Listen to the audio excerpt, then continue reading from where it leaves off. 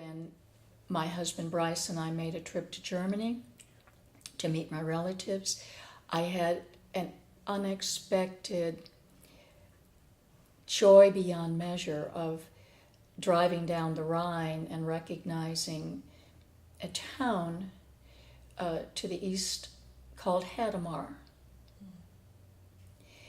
And I said to Bryce, well, let's take a little side trip and go to that hospital, because I remembered in a book that was recommended by Walter Brueggemann, who was an Old Testament professor of mine, about Nazi doctors. And my grandmother had been hospitalized, my father's mother, with schizophrenia. And my father did not know how she died.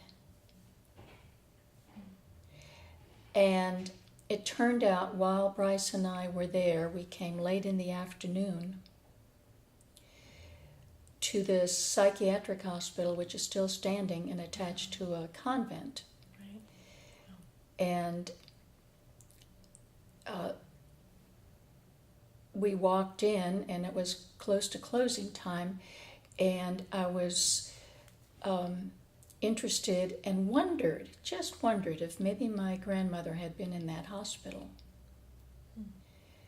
And so I looked to my left, and an office was open, and a gentleman who was about my father's age was sitting behind a computer. And I said, do you have records from patients that were here during 1940s? And he said, well, who are you talking about? So her name was Gradislava Kondarev, and she was from Russia originally. And so he began looking up the last name, the first name. No, there's no one here by that name. And I said, well, use my father's name. And he said, well, there is someone here with that name, but the first name is Margaret.